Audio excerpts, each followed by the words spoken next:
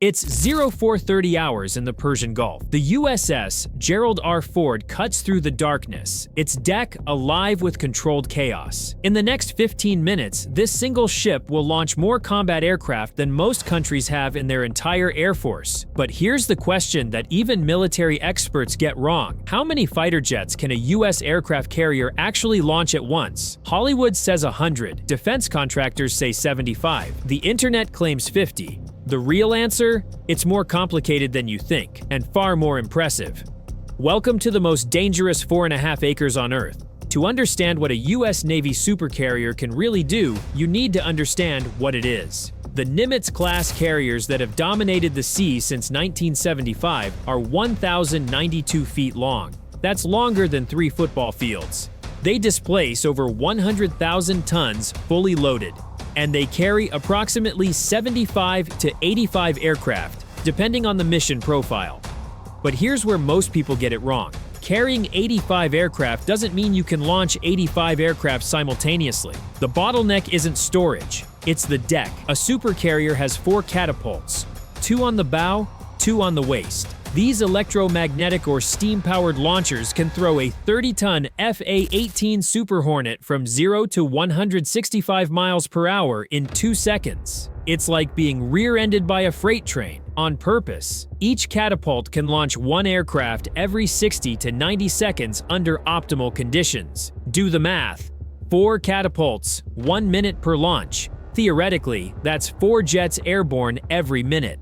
But the flight deck isn't a simple drag strip. It's a choreographed ballet of ordnance handlers, fuel teams, plane directors, and shooters, all moving in synchronized chaos while surrounded by screaming engines, jet exhaust hot enough to melt skin, and rotor wash that can blow a human overboard. And then there's the recovery cycle. Because here's the catch: you can't just keep launching.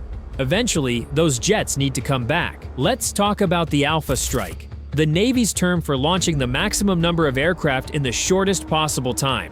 This is the supercarrier's ultimate flex, the operational scenario that turns a floating airfield into a steel fist. During the Cold War, the doctrine was simple. If World War III kicked off, US carriers needed to generate overwhelming air power immediately.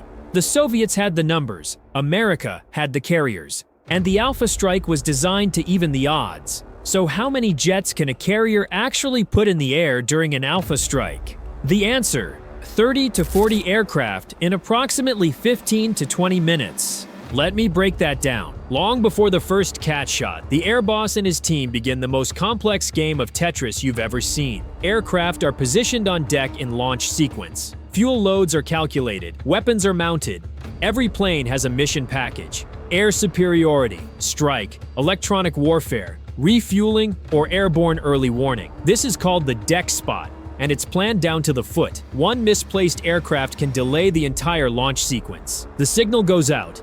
Start 'em up. Across the deck, 30 to 40 jet engines roar to life. The sound is apocalyptic. The deck vibrates. Exhaust shimmers in waves, and the temperature on the flight deck spikes to over 120 degrees Fahrenheit. Plane captains do final checks. Ordnance is armed, and pilots run through their pre-flight in cockpits where the temperature can hit 140 degrees. Now the magic happens.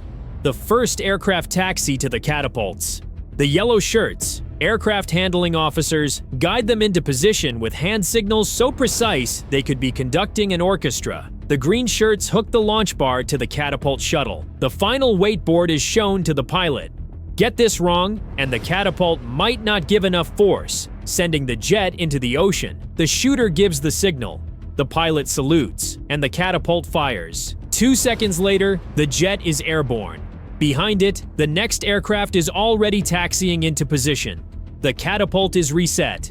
The ballet continues. On a Nimitz-class carrier with 4 catapults running at peak efficiency, you can launch 4 aircraft every 2 to 3 minutes. That means 8 to 12 jets in the first 5 minutes. By minute 10, you're approaching 20 aircraft. By minute 20, you've put 30 to 40 jets in the air. But here's the part that rarely gets mentioned. This pace is unsustainable. You see, while you're launching aircraft, the clock is ticking on fuel. Most carrier-based fighters have a combat radius of 400 to 500 miles. But during an alpha strike, they're not flying to maximum range. They're forming up, waiting for tankers, coordinating with E-2 Hawkeyes, and then they need to come back. The moment you start recovering aircraft, you stop launching. The angled deck can handle recoveries while the bow catapults launch, but it's a delicate balance. One bolter, a failed landing that requires a go-around, and the whole rhythm collapses.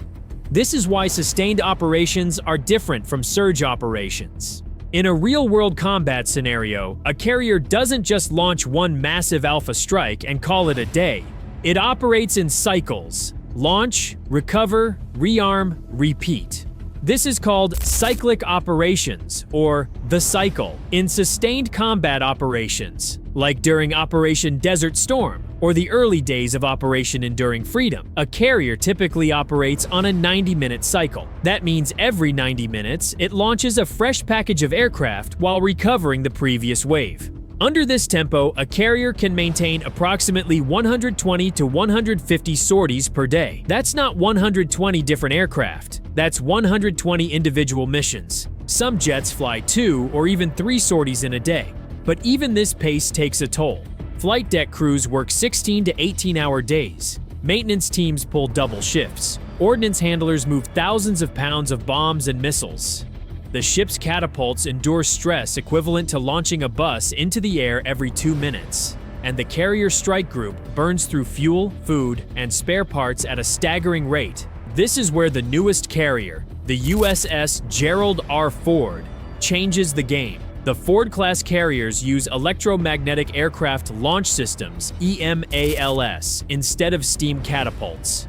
The advantage? EMALS can launch aircraft with more precision, less stress on the airframe, and, critically, faster reset times. The Ford can theoretically generate 25% more sorties per day than a Nimitz-class carrier. That's 160 to 180 sorties per day sustained. But even the Ford can't escape physics. The deck is still the same size. Aircraft still need maintenance. Pilots still need rest. So when someone asks, how many jets can a carrier launch at once? The answer depends on what you mean by at once. Here's the bottom line. In a single surge launch, an alpha strike, a US supercarrier can put 30 to 40 aircraft in the air in 15 to 20 minutes. That's the real number. Not 100, not 75, but 30 to 40 fully armed, mission-ready fighter jets, electronic warfare aircraft, tankers, and early warning planes. To put that in perspective, that's more combat aircraft than the entire air force of Bolivia, Jordan, or Estonia from one ship. And if you count the entire carrier strike group, which includes the cruisers, destroyers, and submarines traveling with the carrier, you're looking at one of the most lethal concentrations of firepower ever assembled. But the real shock isn't the number, it's the coordination. Think about what has to go right. 5,000 sailors working in perfect sync catapults, firing every 60 seconds. Aircraft launching in 30-knot winds with zero margin for error. Weapon systems armed, fuel loads calculated, and flight plans executed, all while the ship is moving at 30 knots through open ocean. One mistake, and a $70 million jet ends up in the water. Or worse, a deck fire that kills dozens. And yet, the US Navy does this every single day, somewhere in the world. Since World War II, American carriers have been the cornerstone of power projection. They've launched strikes in Korea, Vietnam, the Gulf War, Iraq, Afghanistan, and Syria. They've provided humanitarian relief after tsunamis and earthquakes. They've deterred adversaries simply by showing up, because when a carrier strike group appears on the horizon, the message is clear. America can bring overwhelming air power to your doorstep, and there's nothing you can do to stop it.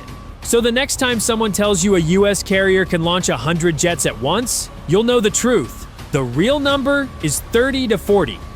And honestly, that's more than enough. Because it's not just about the jets, it's about the people who launch them. The sailors who work 18-hour shifts in 120-degree heat. The pilots who land on a pitching deck in the dark. The engineers who keep the reactors running. The cooks who feed 5,000 people 3 meals a day. A carrier isn't just a ship. It's a city, a fortress, a symbol. And when those catapults fire, when those jets scream into the sky, it's not just American power on display. It's American resolve.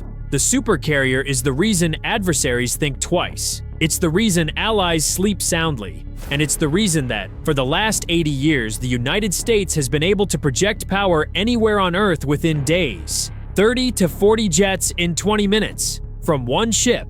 That's not just impressive, that's dominance.